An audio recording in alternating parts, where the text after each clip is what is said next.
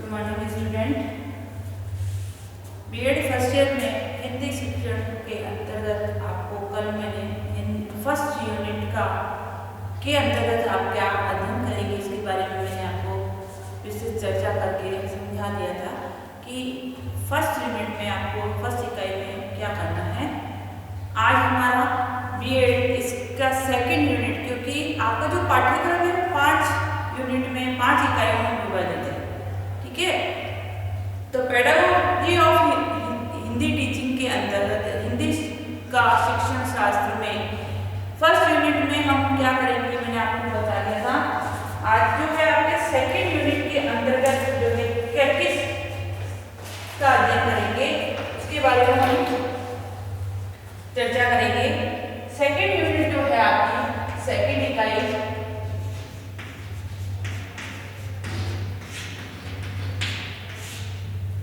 Second unit जो है भाषा का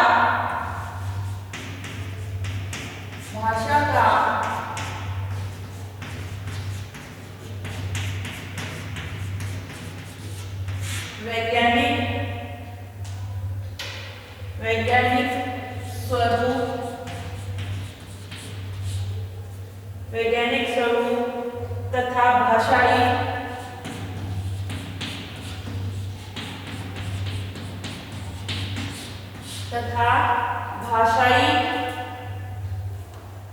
व्यवहार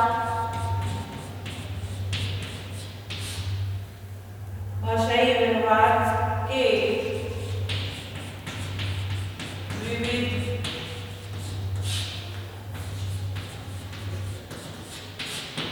पहलू। इस यूनिट का नाम क्या है? भाषा का वैज्ञानिक स्वरूप। वैज्ञानिक स्वरूप से मतलब कि वर्ण विचार, शब्द विचार, वाक्य विचार इत्यादि जो व्याकरण के जिसके माध्यम से भाषा की विकास होता है या भाषा का विकास होता है, उसके बारे में यहाँ बताएंगे कि वर्ण विचार क्या है, शब्द विचार क्या है, वाक्य विचार क्या है। भाषा की सबसे छोटी इकाई वर्ण कहलाती है। वर्ण से कैसे शब्द बनते हैं, शब्द से कैसे वाक्य बनते हैं और फिर वाक्य कितने प्रकार के होते हैं इत्यादि। जो व्याकरण वाला पोर्शन है उसके बारे में उसमें जो है इसमें विस्तृत चर्चा की जाएगी तथा भाषाई व्यवहार के विविध पहलू कि भाषा का व्यवहार के जो विविध पहलू हैं उनके बारे में इसमें बताएगा। इसका जो आपका पहला सब यूनिट है, सेकेंड यूनिट का पहला सब यूनिट है, उसमें है भाषा का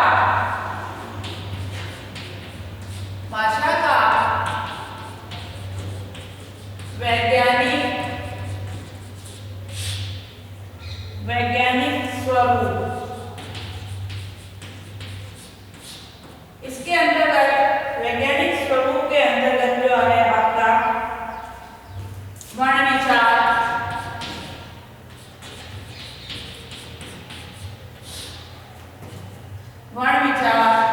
शब्द विचार, वाक्य विचार,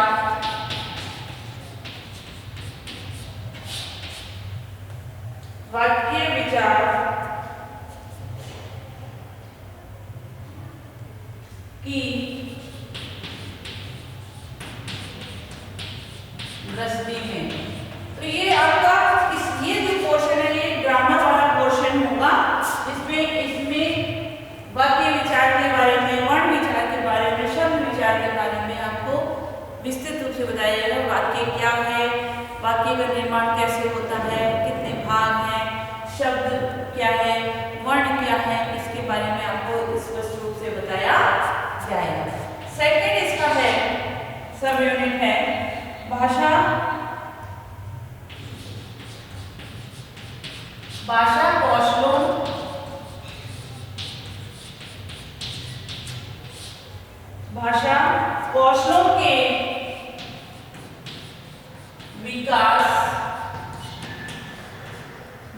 कौशलों के विकास हेतु मौखिक मौखिक, लिखित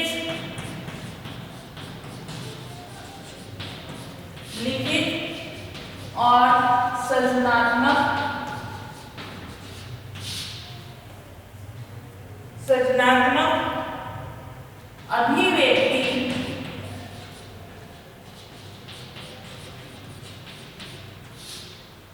अभिव्यक्ति का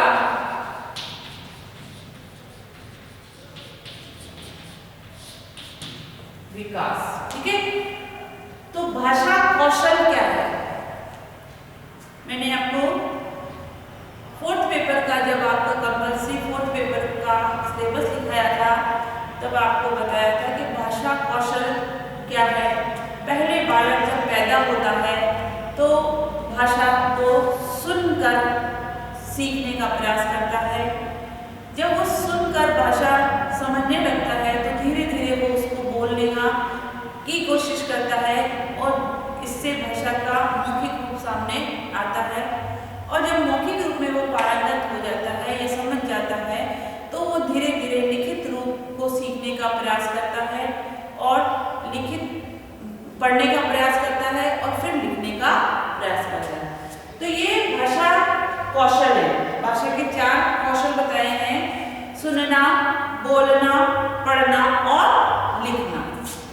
तो उसके अंतर्गत जो ये मौखिक अभिव्यक्ति, लिखित अभिव्यक्ति और सृजनात्मक अभिव्यक्ति किस प्रकार से डेवलप होती है, एज ए हिंदी टीचर आप किस प्रकार से बालक के अंदर मौखिक अभिव्यक्ति, लिखित अभिव्यक्ति और सृजनात्मक अभिव्यक्ति, सृजनात्मक से मतलब है क्रिएटिविटी, साहित्य से संबंधित जो जानकारी है उसको लिखित रूप में व्याकरण सम्मत भाषा में अभिव्यक्त करना, वो होता है क्रिएटिविटी।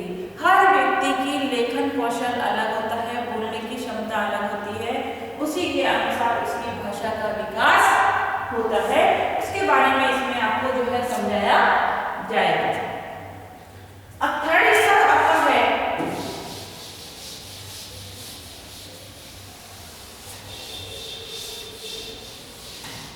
थर्ड यूनिट है इसका आपका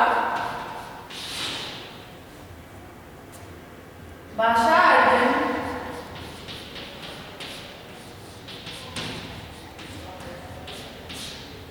भाषा अर्जन एवं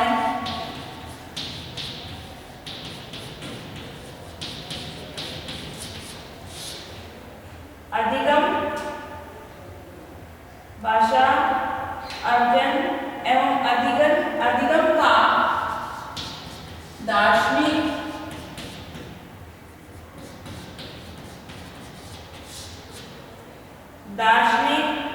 सामाजिक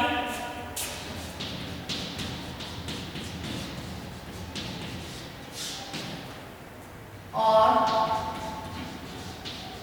मनोवैज्ञानिक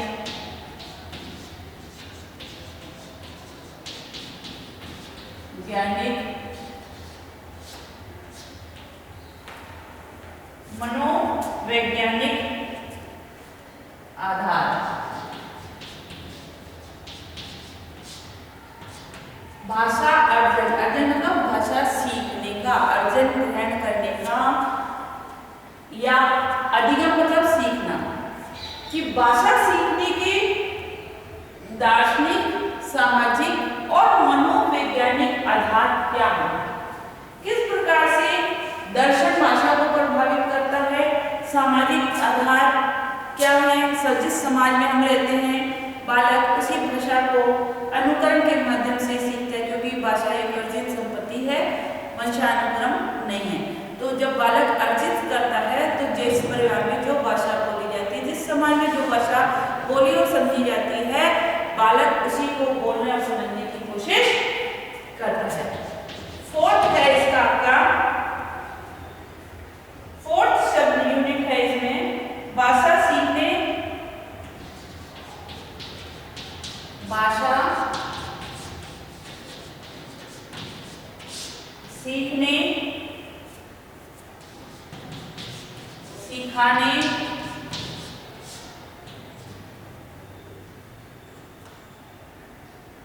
की दृष्टि से बहुभाषिकता। बहुभाषिकता क्या है? और एक बहुभाषी बहुत सारी भाषाओं का ज्ञान, जिसको बहुत सारी भाषाओं का ज्ञान होता है, वो किस प्रकार से उसके अधिगम सीखने सिखाने की प्रक्रिया भी ज्यादा होती है, उसके बारे में बहुभाषिकता का अर्थवाद, परिभाषा, विशेषताएं और सीखने सिखाने में इसकी भूमिका को इसमें समझाया जाएगा। पांचवा जो है इसका सब्जेक्ट है भाषाई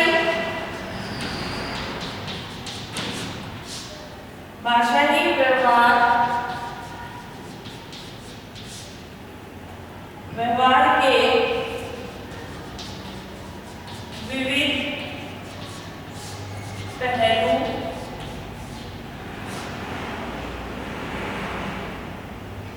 विविध पहलू जैसे बोलियां,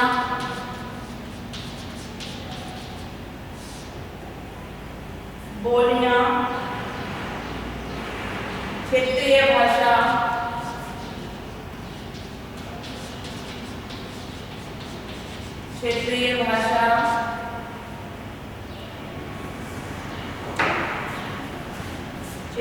भाषा, एवं मानक भाषा। ये जो है पांचवा इसका सब्जेक्ट है, जिसमें भाषा के विविध पहलू की बोली क्या है, क्षेत्रीय भाषा क्या है, मानक भाषा क्या है, इसके बारे में जो है बताया जाएगा कि बोली से कैसे क्षेत्रीय भाषा फिर जो है मानक भाषा का विकास होता है, भाषा धीरे धीरे किस प्रकार से साहित्यिक रूप ग्रहण करती है, उसके बारे में इसमें विस्तृत रूप से चर्चा की जाएगी। अब आपका यूनिट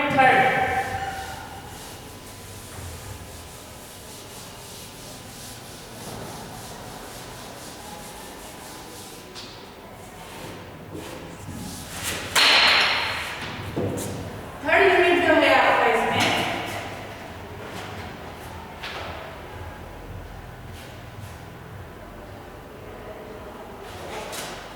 यूनिट 3 में जो है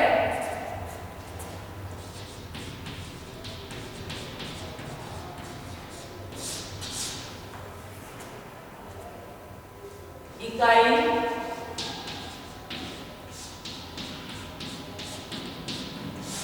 3 जो है आपका है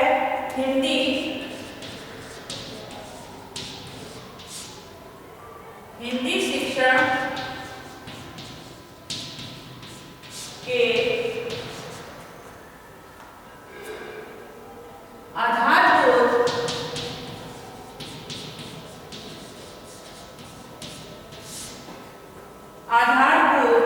कौशल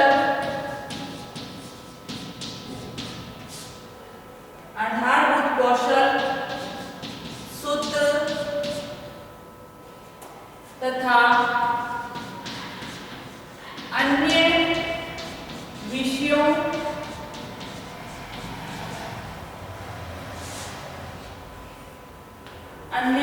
विषयों से सहसंबंध।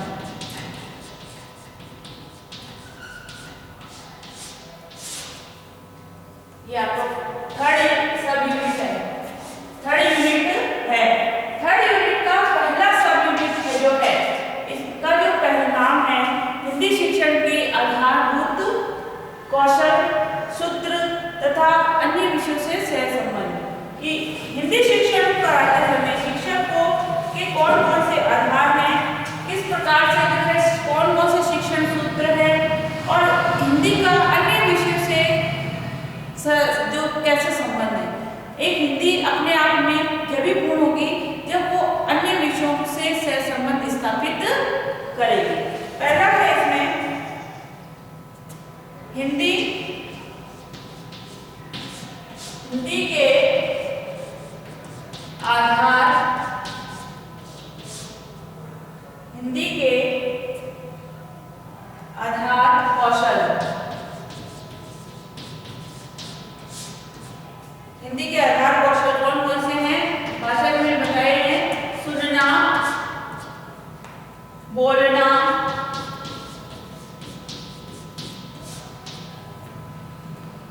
पढ़ना, लिखना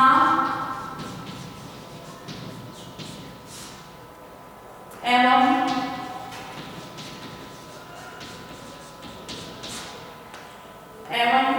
भाषा के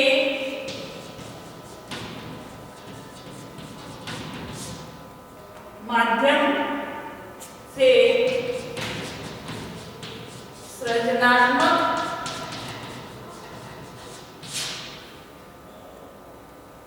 सृजनात्मकता का विकास।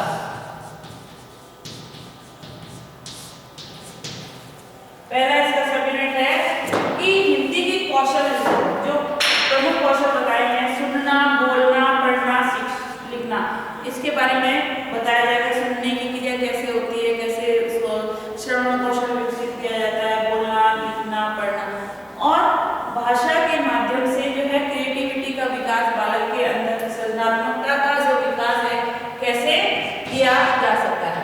दूसरा सब यूनिट है इसका आपका हिंदी शिक्षण। हिंदी शिक्षण के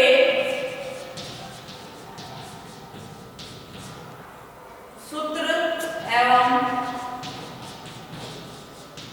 सिद्धांत।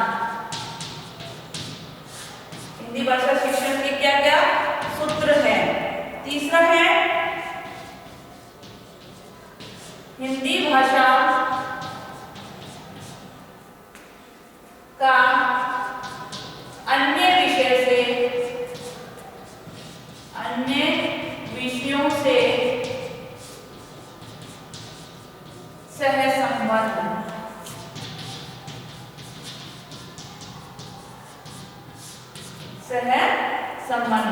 और चौथा है इसका हिंदी शिक्षण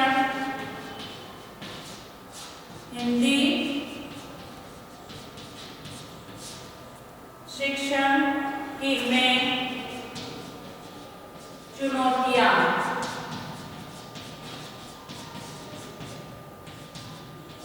हिंदी भाषा का शिक्षण कराते समय एक टीचर को किन किन चुनौतियों का सामना करना पड़ता है, क्योंकि वर्तमान में अंग्रेजी भाषा का बाहुल्य होने के कारण से हिंदी भाषा अपना वर्चस्व कम हो रहा है। तो एक हिंदी शिक्षक को जब हिंदी का शिक्षण कार्य वो कराता है तो किन किन कठिनाइयों का सामना करना पड़ता है, उसके बारे में इसमें जो है अध्ययन किया जाएगा। और जो आपका इसका सह संबंध है, तो अन्य विषयों से कैसा हिंदी का सह संबंध है उसके बारे में चर्चा करके आपको इसमें बताया जाएगा। अब आपका यूनिट 4th और 5th कल की कक्षा में आपको दिखाया जाएगा। साथ ही घर में रहिए, सुरक्षित रहिए और